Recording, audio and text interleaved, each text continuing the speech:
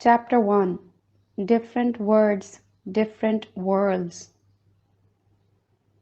Many years ago I was married to a man who shouted at me, "I do not give you the right to raise your voice to me, because you are a woman and I am a man." This was frustrating because I knew it was unfair, but I also knew just what was going on. I ascribed his unfairness to his having grown up in a country where few people thought men and women might have equal rights. Now I am married to a man who is a partner and friend. We come from similar backgrounds and share values and interests. It is a continuous pleasure to talk to him. It is wonderful to have someone I can tell everything to, someone who understands. But he doesn't always see things as I do, doesn't always react to things as I expect him to, and I often don't understand why he says what he does. At the time I began working on this book, we had jobs in different cities. People frequently expressed sympathy by making comments like, "That must be rough," and "How do you stand it?" I was inclined to accept their sympathy and say things like, "We fly a lot." Sometimes I would reinforce their concern. "The worst part is having to pack and unpack all the time." But my husband reacted differently, often with irritation. He might respond by de-emphasizing the inconvenience. As academics, we had 4-day weekends together, as well as long vacations throughout the year and 4 months in the summer. We even benefited from the intervening days of uninterrupted time for work. I once overheard him telling a dubious man that we were lucky, since studies have shown that married couples who live together spend less than half an hour a week talking to each other. He was implying that our situations had advantages. I didn't object the way my husband responded. Everything he said was true, but I was surprised by it. I didn't understand why he reacted as he did. He explained that he sensed condensation in some expressions of concern, as if the question were implying, "Yours is not a real marriage. Your ill-chosen profession has resulted in an unfortunate arrangement. I pity you and look down at you from the height of complacence, since my wife and I have avoided your misfortune." It had not occurred to me that there might be an element of one-upmanship in these expressions of concern, though I could recognize it when it was pointed out. Even after I saw the point, though, I was inclined to regard my husband's response as slightly odd, a personal quirk. He frequently seemed to see others as adversaries, when I didn't. Having done the research that led to this book, I now see that my husband was simply engaging the world in a way that many men do, as an individual in the hierarchical social order, in which he was either one up or one down. In this world, conversations are negotiations in which people try to achieve and maintain the upper hand if they can, and protect themselves from others' attempts to put them down and push them around. Life, then, is a contest, a struggle to preserve independence and avoid failure. I, on the other hand, was approaching the world as many women do, as an individual in the network of connections. In this world, conversations are connections for closeness, in which people try to seek and give confirmation and support and to reach consensus. They try to protect themselves from others' attempts to push them away. Life, then, is a community, a struggle to preserve intimacy and avoid isolation. Though there are hierarchies in this world too, they are hierarchies more of friendship than of power and accomplishment. Women are also concerned with achieving status and avoiding failure, but these are not the goals they are focused on all the time, and they tend to pursue them in the guise of connection. And men are also focused on achieving involvement and avoiding isolation, but they are not focused on these goals, and they tend to pursue them in the guise of opposition. Discussing our differences from this point of view, my husband pointed out to me a distinction I had missed. He reacted the way I just described only when the expressions of concern came from men in whom he sensed an awareness of hierarchy. And there were times when I too disliked people expressing sympathy about our commuting marriage. I recalled being offended by one man who seemed to have a leering look in his eye when he asked, "How do you manage this long distance romance?" Another time I was annoyed by a woman who knew me only by reputation, approached us during the intermission of a play, discovered our situation by asking my husband where he worked, and kept the conversation going by asking us all about it. In these cases, I didn't feel put down. I felt intruded upon. If my husband was offended by what he perceived as claims to superior status, I felt that these sympathizers were claiming inappropriate intimacy. Intimacy and independence. Intimacy is a key in a world of connections, where individuals negotiate in a complex network of friendship, minimize differences, try to reach consensus, and avoid the appearance of superiority which would highlight differences. In a world of status, independence is key because a primary means of establishing status is to tell others what to do, and taking orders is a marker of low status. Though all humans need independence and intimacy, men tend to focus on the first and women on the second. It is as if their lifeblood ran in different directions. These differences can give women and men differing views of the same situation, as they did in the case of a couple I will call Linda and Josh. When Josh's old high school chum called him at work and announced he would be in town on business the following month, Josh invited him to stay for the weekend. That evening he informed Linda that they were going to have a house guest, and that he and his chum would go out together the first night to shoot the breeze like old times. Linda was upset. She was going to be away on business the week before, and the Friday night, when Josh would be out with his chum, would be her first night at home. But what upset her the most was that Josh had made these plans on his own and informed her of them, rather than discussing them with her before extending the invitation. Linda would never make plans for a weekend or an evening without first checking with Josh. She can't understand why he doesn't show her the same courtesy and consideration that she shows him.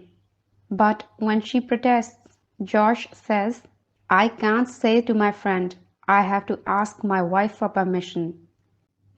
To Josh, checking with his wife means seeking permission, which implies that he is not independent, not free to act on his own. It would make him feel like a child or an underling. To Linda, checking with her husband has nothing to do with permission. She assumes that spouses discuss their plans with each other because their lives are intertwined. So the actions of one has consequences for the other. Not only does Linda not mind telling someone, I have to check with Josh, quite the contrary, she likes it. It makes her feel good to know and show that she is involved with someone, that her life is bound up with someone else's. Linda and Josh felt more upset by this incident and others like it than seemed warranted, because it cut to the core of their primary concerns. Linda was hurt because she sensed a failure of closeness in their relationship. He didn't care about her as much as she cared about him, and he was hurt because he felt that she was trying to control him and limit his freedom. A similar conflict exists between Louise and Hovey, another couple, about spending money. Louise would never buy anything costing more than $100 without discussing it with Hovey. But he goes out and buys whatever he wants and feels they can afford, like a table saw or a new power mower. Louise is disturbed, not because she doesn't approve of the purchases, but because she feels he is acting as if she was not in the picture. Many women feel it is natural to consult with their partners at every turn, while many men automatically make more decisions without consulting their partners. This may reflect a broad difference in conceptions of decision making. Women expect decisions to be discussed first and made by consensus. They appreciate the discussion itself as evidence of involvement and communication. But many men feel oppressed by lengthy discussions about what they see as minor decisions, and they feel hemmed in if they can't just act without talking first. When women try to initiate a freewheeling discussion by asking, what do you think? Men often think they are being asked to decide. Communication is a continuous balancing act, juggling the conflicting needs for intimacy and independence. To survive in the world, we have to act in concert with others, but to survive as ourselves rather than simply as cogs in a wheel, we have to act alone. In some ways, all people are the same.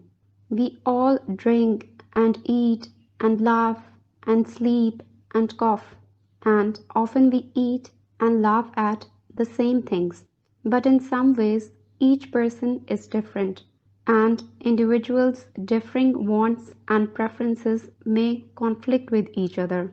Offered the same menu, people make different choices, and if there is cake for dessert, there is a chance one may get a larger piece than another, and even a greater chance that one will think the other's piece is larger, whether it is or not. Asymmetries. If intimacy says we are close and the same, and independence says we are separate and different, it is easy to see that intimacy and independence dovetail with connection and status. The essential element of connection is symmetry. People are the same, feeling equally close to each other. The essential element of status is asymmetry. People are not the same, they are differently placed in a hierarchy. This duality is particularly clear in expressions of sympathy or concern, which are all potentially ambiguous. They can be interpreted either symmetrically as evidence of fellow feeling among equals, or asymmetrically offered by someone one up to someone one down. Asking if an unemployed person has found a job, if a couple have succeeded in conceiving the child they crave, or whether an untenured professor expects to get a tenure, can be meant and interpreted regardless of how it is meant, as an expression of human connection by a person who understands and cares, or as a reminder of weakness from someone who is better off and knows it, and hence as condescending. The latter view of sympathy seems self-evident to many men.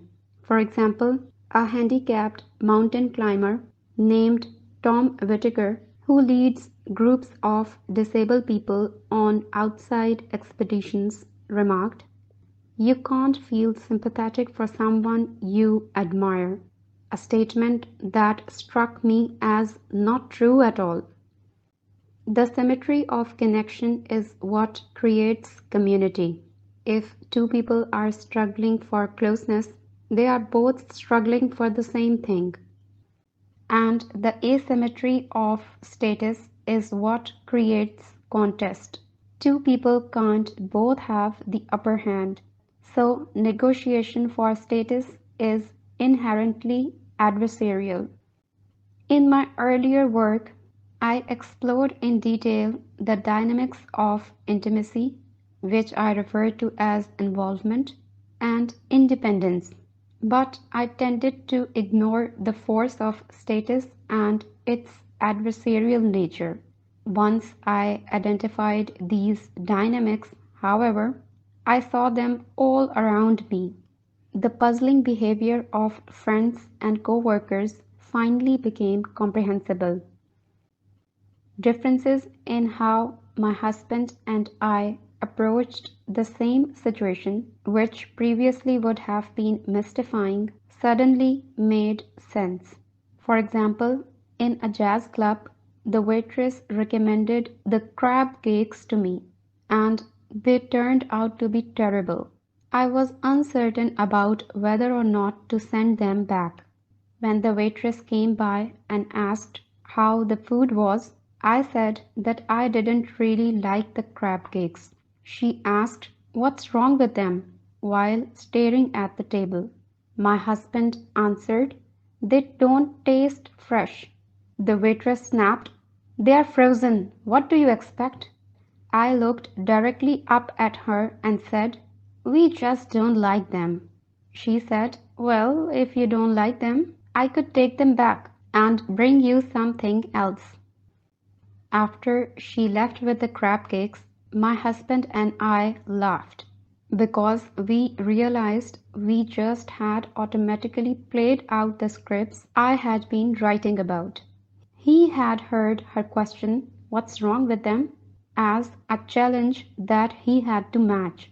He doesn't like to fight, so he looked away to soften what he felt was an obligatory counter-challenge. He felt instinctively that he had to come up with something wrong with the crab cakes to justify my complaint. He was fighting for me. I had taken the question, "What's wrong with them?" as a request for information. I instinctively sought a way to be right without making her wrong. Perhaps it was because she was a woman that she responded more favorably to my approach. When I have spoken to friends and to groups about these differences, they too say that now they can make sense of previously perplexing behavior.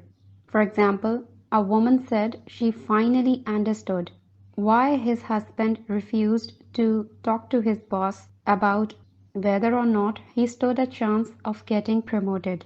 He wanted to know because if the answer was no, he would start looking for another job. But instead of just asking, he stewed and fretted, lost sleep and worried. Having no others at her disposal, this wife had fallen back on psychological explanations. Her husband must be insecure, afraid of rejection. But then everyone is insecure. to an extent. Her husband was actually quite confident person, and she, who believed herself to be at least as insecure as he, had not hesitated to go to her boss to ask whether he intended to make her temporary job permanent. Understanding the key role played by status in men's relations made it all come clear. Asking a boss about chances for promotion highlights the hierarchy in the relationship, reminding both of them that the employee's future is in the boss's hands. Taking the low status position made this man intensely uncomfortable. Although his wife didn't especially relish taking the role of supplicant with respect to her boss, it didn't set off alarms in her head as it did in his.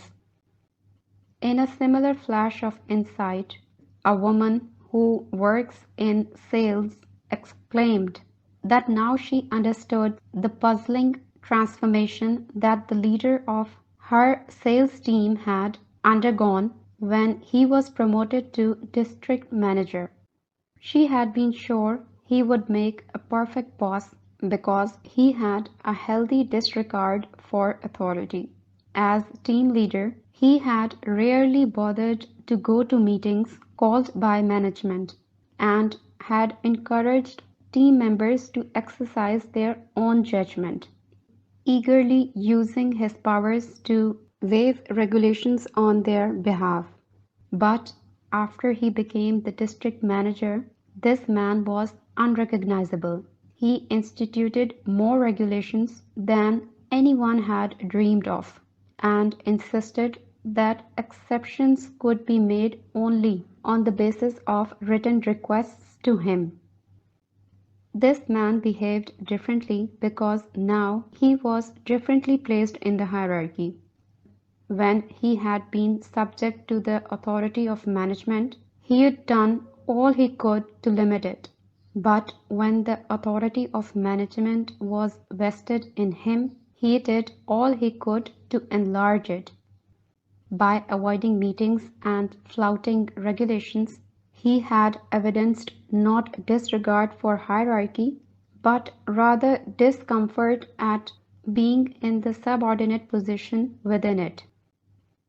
Yet another woman said she finally understood why her fiancé, who very much believes in equality, once whispered to her that she should keep her voice down. "My friends are downstairs," he said. "I don't want them to get the impression that you order me around." That women have been labeled as nags may result from the interplay of men's and women's styles, whereby many women are inclined to do what is asked of them, and many men are inclined to resist even the slightest hint that anyone, especially a woman, is telling them what to do. A woman will be inclined to repeat a request that doesn't get a response because she is convinced her husband will do what she asks if he only understood that she really wants him to do it. But a man who wants to avoid feeling that he is following orders may instinctively wait before doing what she asked, in order to imagine that he is doing it of his own free will. Nagging is the result, because each time she repeats the request, he again puts off fulfilling it. The mixed meta-messages of help. Emily and Jacob were planning their wedding themselves, but Emily's parents were footing a large part of the bill. Concerned that things come out right, her parents frequently called and asked detailed questions about the prices they were paying and the service they were getting. What hors d'oeuvres would be served? How many pieces would be provided per guest? What did dinner include? Would celery and olives be placed on each table? What flowers would be on the table had all these been put in writing? Emily and Jacob heard the detailed questions as implying that the wedding was poised on the brink of disaster because they were not competent to arrange it. In response to Emily's protests, her mother explained, "We want to be part of the planning. We want to help." As with offers of sympathy, there is always a paradox entailed in offering or giving help, insofar as it serves the needs of the one helped. It is a generous move that shows caring and builds rapport, but insofar as it is asymmetrical, giving help puts one person in a superior position with respect to the other. Borrowing the terminology of Gregory Bateson, we may regard the help as the message, the obvious meaning of the act, but at the same time, the act of helping sends meta-messages, that is, information about the relations among the people involved and their attitudes toward what they are saying or doing, and the people they are saying or doing it to. In other words, the message of helping says, "This is good for you," but the fact of giving help may seem to send the message, "I am more competent than you," and in this sense it is good for the helper.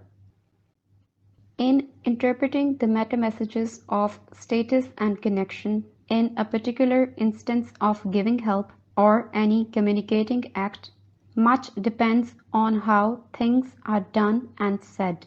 For example, in an expression of sympathy, how comments are worded, in what tone of voice they are spoken, accompanied by what facial expressions and gestures, all determine the impression made. All these signals send meta-messages about how the communication is meant. A soothing pat might reinforce the impression of condescension. A look of great concern might intensify the impression that the other person is in deep trouble. An offhand smile might suggest instead that a question is intended as concern between equals. The conflicting meta-messages inherent in giving help become especially apparent when people are in a hierarchical relationship to each other by virtue of their jobs. Just as parents are often frustrated in attempts to be their children's friends, so bosses who try to give friendly advice to subordinates may find that their words, intended symmetrically, are interpreted through an asymmetrical filter. For example, the director of a residential facility for retarded people was sympathetic to complaints by staff members about their low wages. So he spoke at the meeting with what he thought was forthrightness and concern. He leveled with them by admitting that their jobs would never pay enough to support a family. He also told them they would not be able to advance to higher paying jobs if they did not have graduate degrees. As their friend, he advised that if they wanted jobs that could lead to more lucrative careers, they would have to find different jobs. The staff did not appreciate their director's candor because they did not receive his communication as an expression of concern for their welfare coming from a peer. Rather, they heard it as a threat from the boss. "If you don't like it here, you can jolly well leave." Framing. Another way to think about meta-messages is that they frame a conversation, much as a picture frame provides a context for the images in the picture. Meta-messages let you know how to interpret what someone is saying by identifying the activity that is going on. Is this an argument or a chat? Is it helping, advising, or scolding? At the same time, they let you know what position is the speaker assuming in the activity and what position you are being assigned. Sociologist Irving Goffman uses the term alignment to express this aspect of framing. If you put me down, you are taking a superior alignment with respect to me. Furthermore, by showing the alignment that you take with regard to others, what you say frames you, just as you are framing what you say. For example, if you talk to others as if you were a teacher and they were your students, they may perceive that your way of talking frames you as condescending or pedantic. If you talk to others as if you were a student seeking help and explanations, they may perceive you as incompetent, insecure, or naive. Our reactions to what others say or do are often sparked by how we feel we are being framed. The modern face of chivalry. Framing is key in the following commonplace scene. A car is moving slowly down the street while another is edging out of a parking spot. The driver of the parked car hesitates, but the driver of the other car stops and signals with a hand wave that he is yielding the right of way. If the driver of the parked car is a woman, chances are that she will smile her thanks and proceed, while the gallant man waits. But if the driver of the parked car is a man, he may well return wave for wave and insist on waiting himself, even if, under other circumstances, he might try to move out quickly before an advancing car got in his way. The chivalrous man who holds a door open or signals a woman to go ahead of him when he is driving is negotiating both status and connection. The status difference is implied by a meta-message of control. The woman gets to proceed not because it is her right, but because he has granted her permission. So she is being framed as subordinate. Furthermore, those in a position to grant privileges are also in a position to change their minds and take them away. This is the dimension to which some women respond when they protest gallant gestures as chauvinist. Those who appreciate such gestures as polite see only the connection, he is being nice, and it is also the dimension the man performing the generous gesture is likely to see, and the reason he may be understandably incensed if his polite gesture sparks protest rather than thanks. But if being allowed to proceed in traffic is simply a polite gesture that gives one an advantage, why do so many men decline the gift of the right of way and gesture the other car or a pedestrian to proceed ahead of them instead? Because waving another person on in traffic also preserves independence. The driver is deciding on his own course of action, rather being told what to do by someone else. The protective frame. A protective gesture from a man reinforces the traditional alignment by which men protect women. But a protective gesture from a woman suggests a different scenario, one in which women protect children. That's why many men resist women's effort to reciprocate protectiveness. It can make them feel that they are being framed as children. These underlying dynamics create sense out of what otherwise seem to be senseless arguments between men and women. Here is an example of a momentary gesture that led to momentous frustration. Sandra was driving and Maurice was sitting in the seat beside her. When she had to brake suddenly, she did what her father had always done if he had to stop suddenly when Sandra was sitting beside him. At the moment she braked, she extended her right arm to protect the person beside her from falling forward.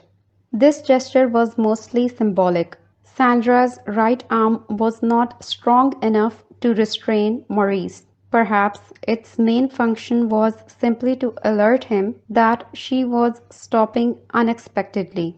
In any case, the gesture had become for her, as it was for her father, automatic, and it made her feel competent and considerate.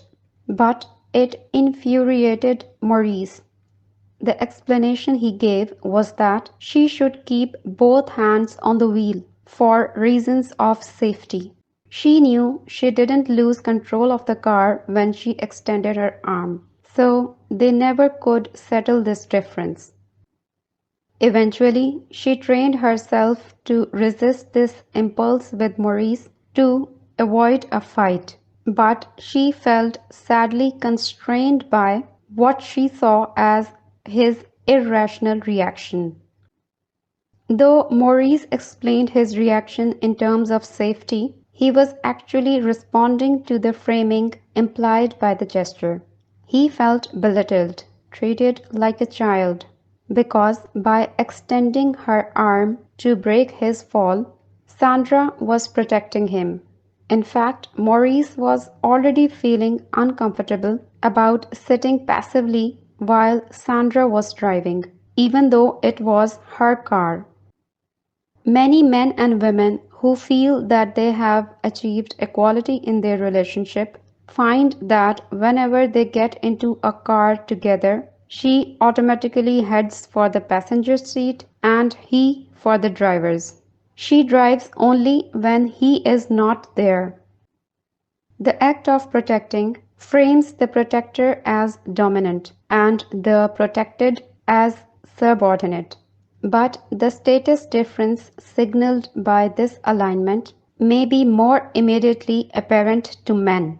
As a result, women who are thinking in terms of connection may talk and behave in ways that accept protection, unaware that others may see them as taking a subordinate position.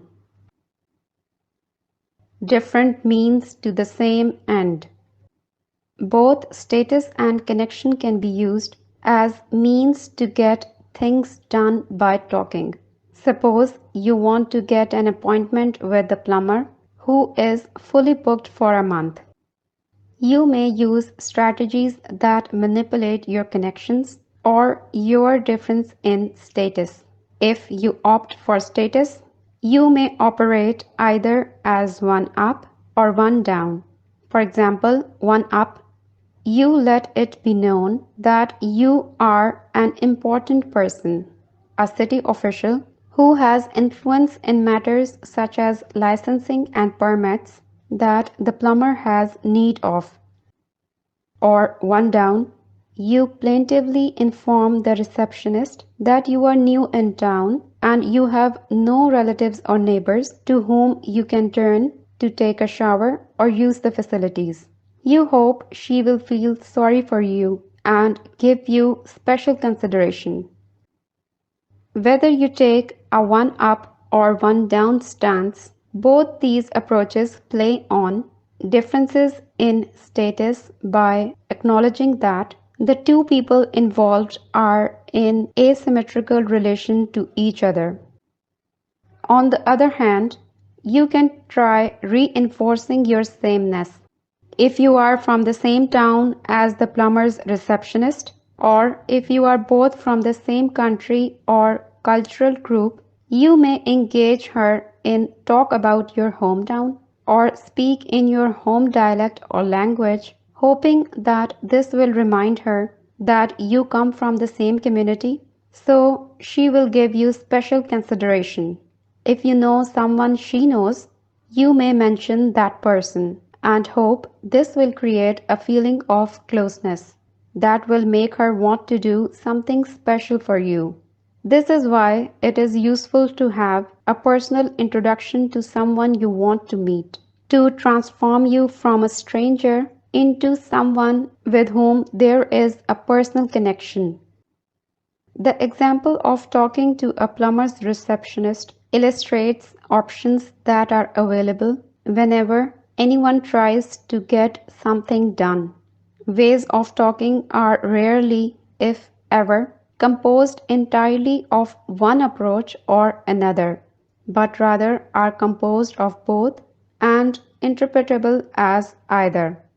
For example, many people consider name dropping to be a matter of status.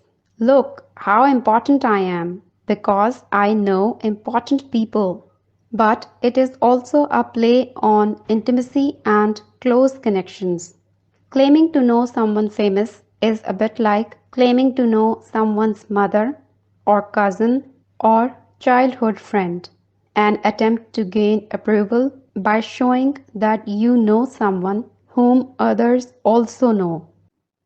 In name dropping, they do not actually know the people named, but they know of them. You are playing on connections in the sense that you bring yourself closer to the people you are talking to by showing you know someone they know of. But to the extent that you make yourself more important by showing you know someone they have only heard of, you are playing on status.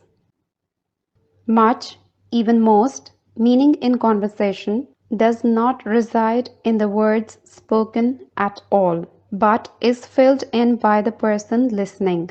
Each of us decides whether we think others are speaking in a spirit of differing status or symmetrical connections. The likelihood that individuals will tend to interpret someone else's words as one or the other depends more on the hearer's own focus, concerns, and habits than on the spirit in which the words were intended. Who's deceptive? In regarding these varying but related approaches to human relationships, people tend to sense that one or the other is the real dynamic.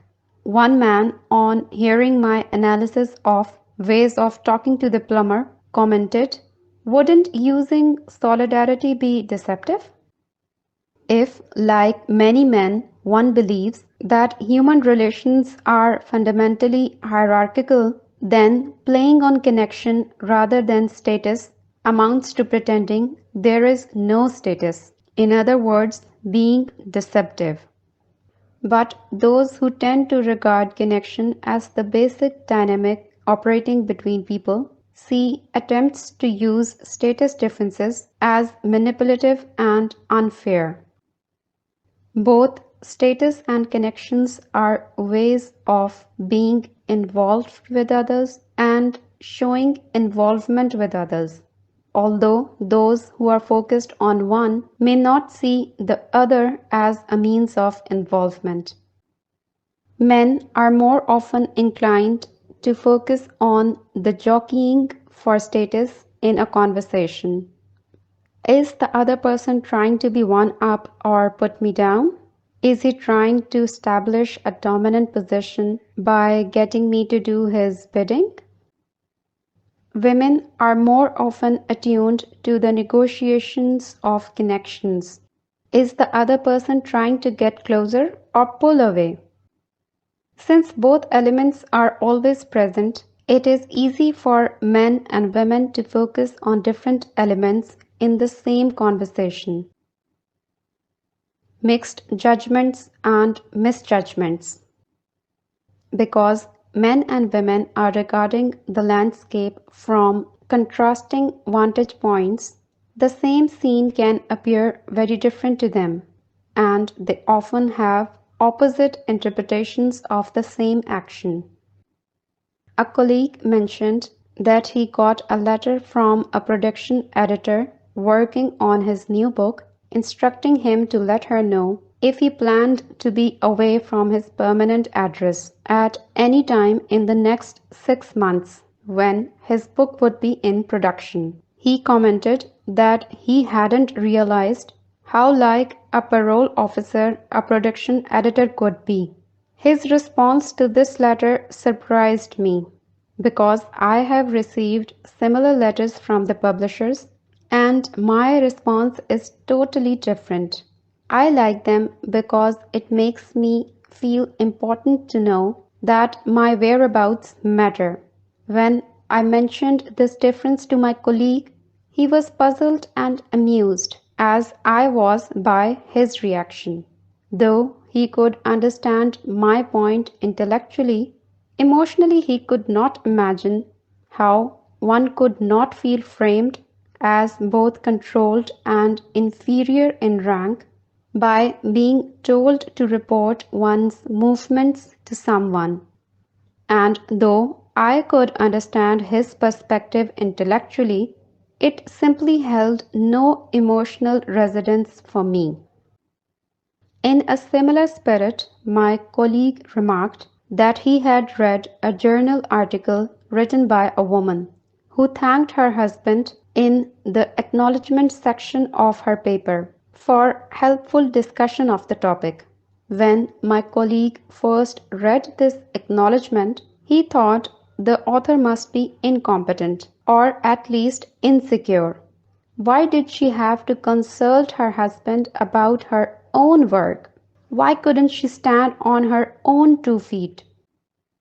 After hearing my explanations that women value evidence of connection, he reframed the acknowledgement and concluded that the author probably valued her husband's involvement in her work and made reference to it with a pride that comes of believing one has evidence of a balanced relationship.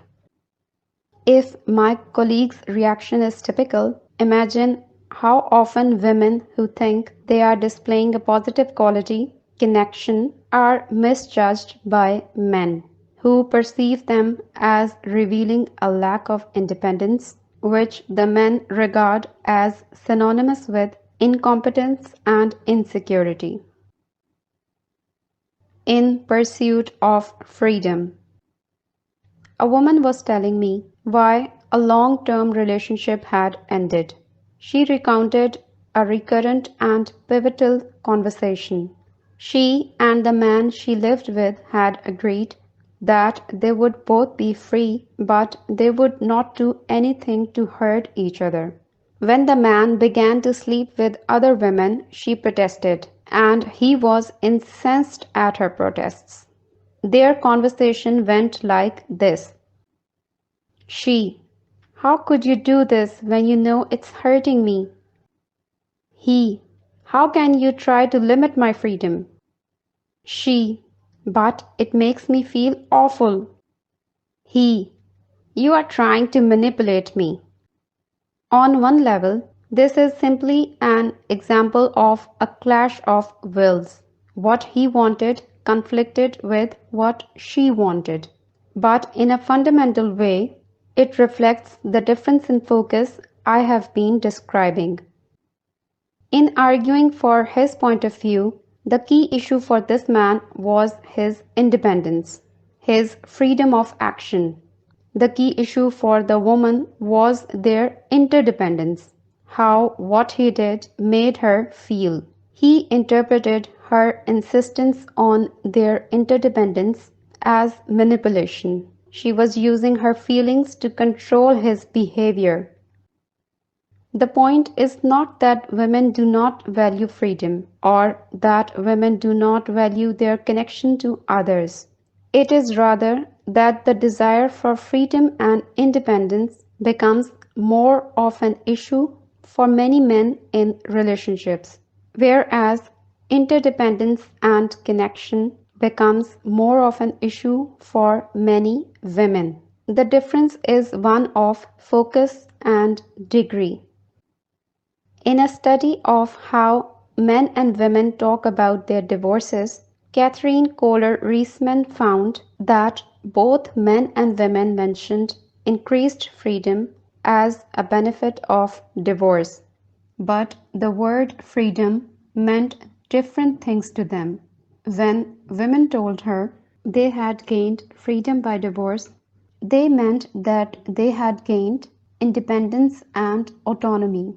It was a relief for them not to have to worry about how their husbands would react to what they did and not have to be responsive to a disgruntled spouse.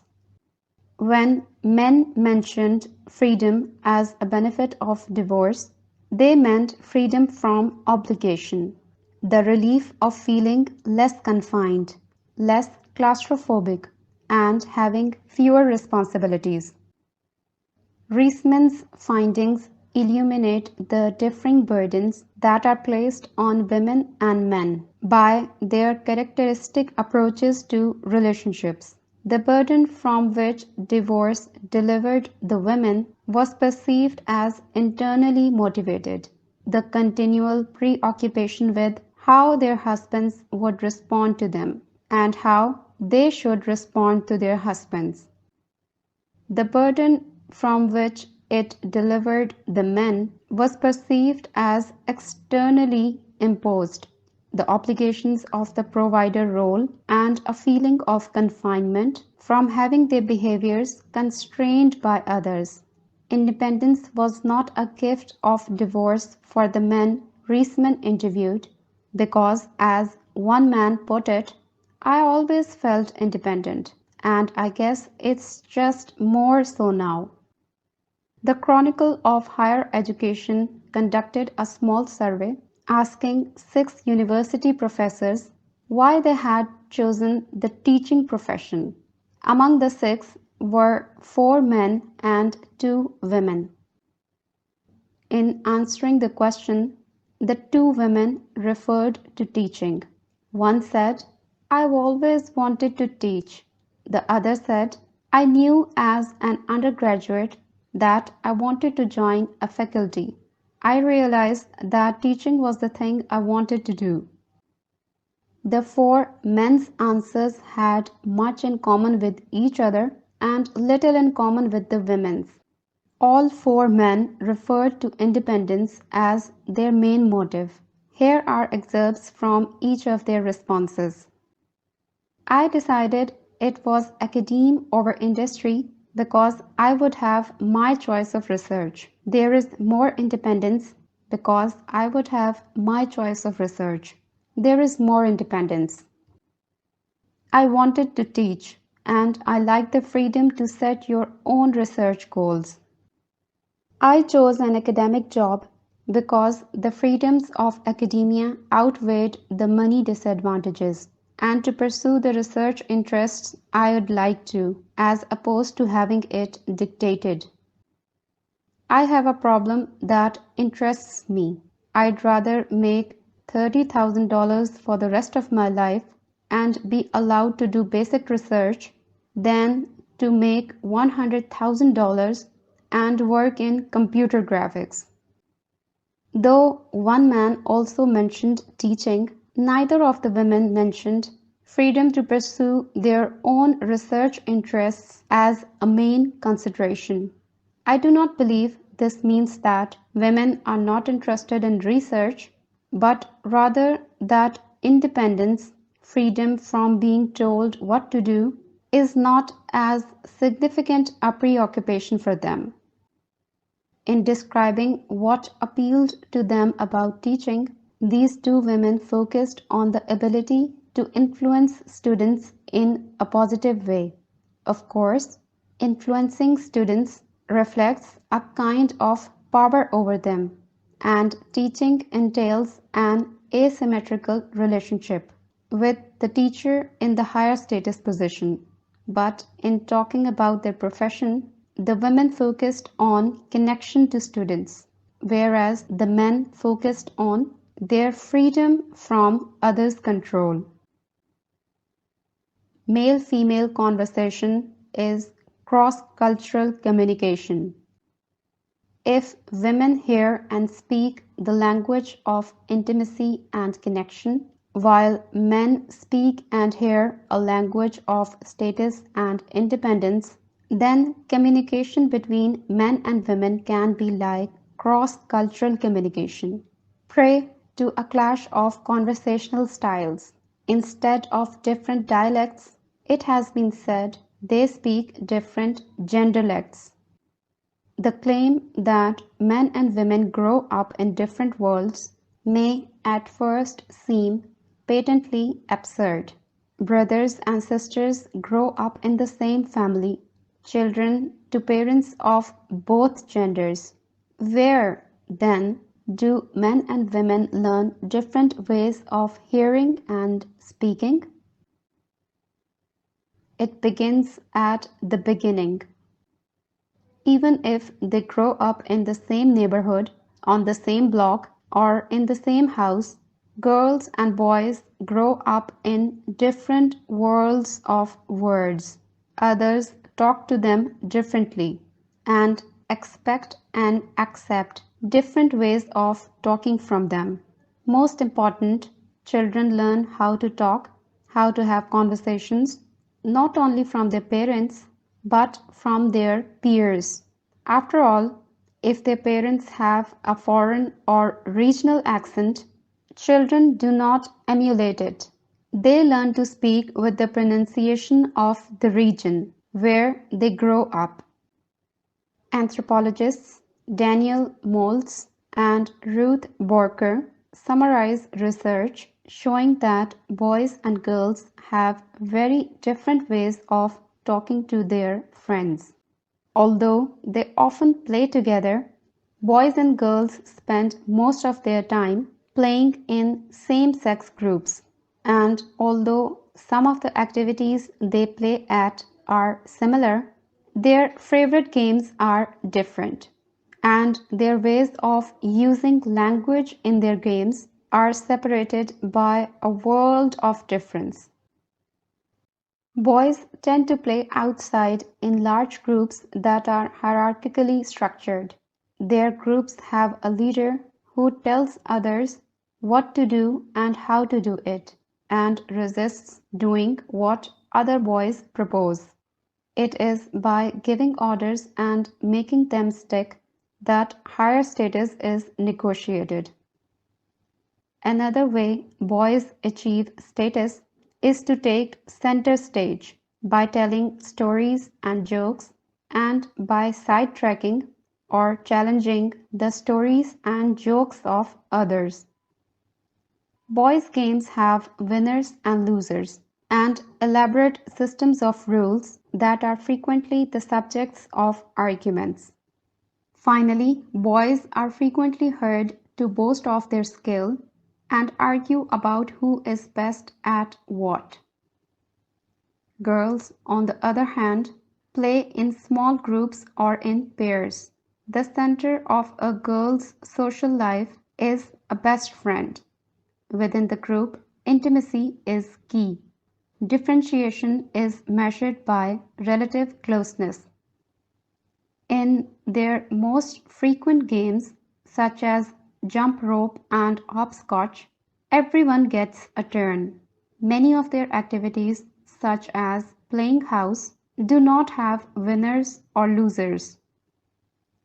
Though some girls are certainly more skilled than others, girls are expected not to boast about it or show that they think they are better than the others. Girls do not give orders. They express their preferences as suggestions, and suggestions are likely to be accepted. Whereas boys say, "Give me that," and "Get out of here," girls say, "Let's do this," and "How about doing that?" Anything else is put down as bossy. They don't grab center stage. They don't want it. So they do not challenge each other directly. And much of the time, they simply sit together and talk. Girls are not accustomed to jockeying for status in an obvious way. They are more concerned that they be liked. Gender differences in ways of talking have been described by researchers observing children as young as 3. Amy Sheldon videotaped 3 to 4-year-old boys and girls playing in threesomes at a daycare center. She compared two groups of 3, one of boys and one of girls, that got into fights about the same play item, a plastic pickle. Though both groups fought over the same thing, the dynamics by which they negotiated their conflicts were different.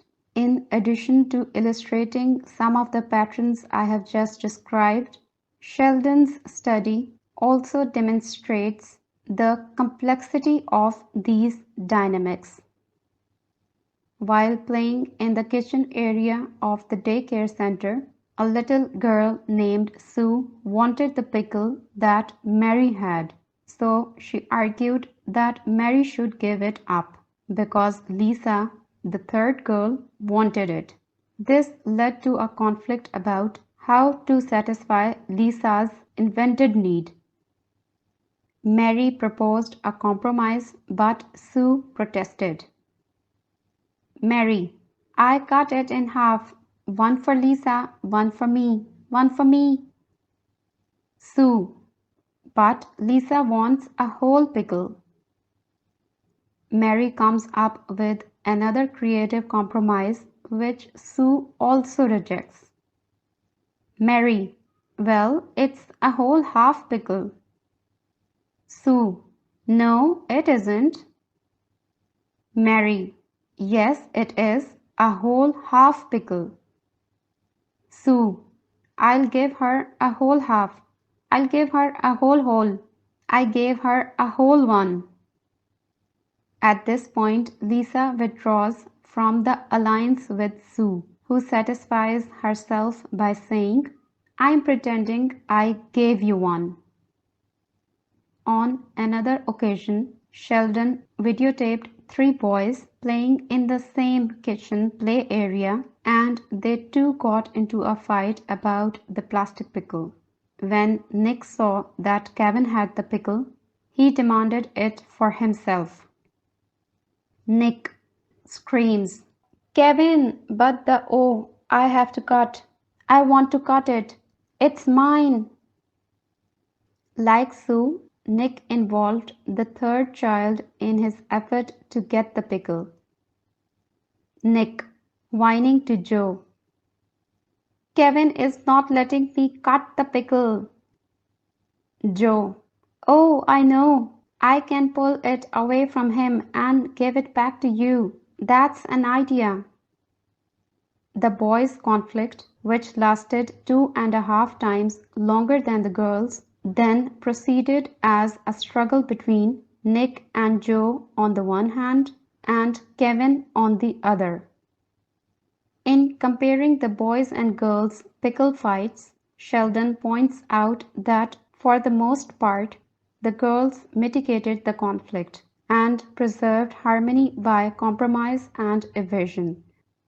Conflict was more prolonged among the boys, who used more insistence, appeals to rules, and threats to physical violence. However, to say that these little boys and girls used more of one strategy or another is not to say that they didn't use the other strategies at all.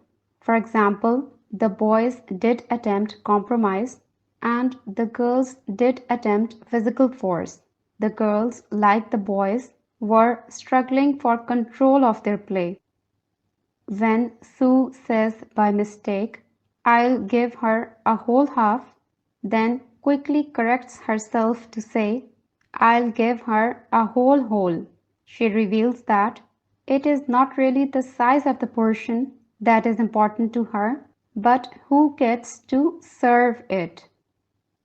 While reading Sheldon's study, I noticed that whereas both Sue and Nick tried to get what they wanted by involving a third child, the alignments they created with the third child and the dynamics they set in motion were fundamentally different. Sue appealed to Mary to fulfill someone else's desire. Rather than saying that she wanted the pickle, she claimed that Lisa wanted it. Nick asserted his own desire for the pickle, and when he couldn't get it on his own, he appealed to Joe to get it for him. Joe then tried to get the pickle by force. In both these scenarios, the children were enacting complex lines of affiliation. Joe's strong-arm tactics were undertaken not on his own behalf, but chivalrously on behalf of Nick. By making appeal in a whining voice, Nick positioned himself as one down in the hierarchical structure, framing himself as someone in need of protection. When Sue appealed to Mary to relinquish her pickle, she wanted to take the one-up position of serving food.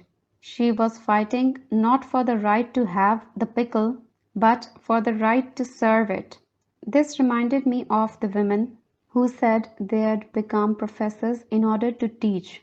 But to accomplish her goal, Sue was depending on Mary's desires to fulfill others' needs. This study suggests that both boys and girls want to get their way, but they tend to do so differently. Though social norms encourage boys to be openly competitive and girls to be openly cooperative, different situations and activities can result in different ways of behaving. Marjorie Harness Goodwin compared boys and girls engaged in two task-oriented activities. The boys were making slingshots in preparation for a fight, and the girls were making rings. She found that the boys' group was hierarchical. The leader told the others what to do and how to do it. The girls' group was egalitarian. Everyone made suggestions and tended to accept the suggestions of others. But observing the girls in a different activity, playing house, Goodwin found that they too adopted hierarchical structures. The girls who played mothers issued orders to the girls playing children, who in turn sought permission from their play mothers. Moreover, a girl who was a play mother was also a kind of manager of the game. This study shows that girls know how to issue orders and operate in a hierarchical structure, but they don't find that mode of behavior appropriate when they engage in task activities with their peers. They too find it appropriate in parent-children relationships, which they enjoy practicing in the form of play. These worlds of play shed light on the world views of men and women in relationships. The boys' play illuminates why men would be on the lookout for signs they are being put down or told what to do. The chief commodity that is bartered in the boys' hierarchical world is status, and the way to achieve and maintain status is to give orders and get others to follow them. A boy in a low status position finds himself being pushed around. So boys monitor their relations for subtle shifts in status by keeping track of who's giving orders and who's taking them. These dynamics are not the ones that drive girls' play. The chief commodity that is bartered in the girls' community is intimacy. Girls monitor their friendships for subtle shifts in alliance, and they seek to be friends with popular girls. Popularity is a kind of status, but it is found on connections. It also places popular girls in a bind. By doing field work in a junior high school, Donner Ida find out that popular girls were paradoxically and inevitably disliked. Many girls want to befriend popular girls, but girls' friendships must necessarily be limited, since they entail intimacy rather than large group activities. So, a popular girl must reject the overtures of most of the girls who seek her out, with the result that she's branded stuck up. The key is understanding. If adults learn their ways of speaking as children, growing up in separate social worlds of peers, then conversation between men and women is cross-cultural communication. Although each style is valid on its own terms, misunderstandings arise because the styles are different. Taking a cross-cultural approach to male-female conversations makes it possible to explain why dissatisfactions are justified without accusing anyone of being wrong or crazy. Learning about style differences won't make them go away, but it can banish mutual mystification and blame. Being able to understand why our partners, friends, and even strangers behave the way they do is a comfort, even if we still don't see things the same way. It makes the world into more familiar territory, and having others understand why we talk and act the way we do protects us from the pain of their puzzlement and criticism. In discussing her novel, The Temple of My Familiar, Alice Walker explained that a woman in the novel falls in love with a man because she sees in him a giant ear. Walker went on to remark that although people may think they are falling in love because of sexual attraction or some other force, really what we are looking for is someone to be able to hear us. We all want, above all, to be heard. But not merely to be heard, we want to be understood. Heard for what we think we are saying, for what we know we meant. With increased understanding of the ways men and women use language should come a decrease in frequency of the complaint, "You just don't understand."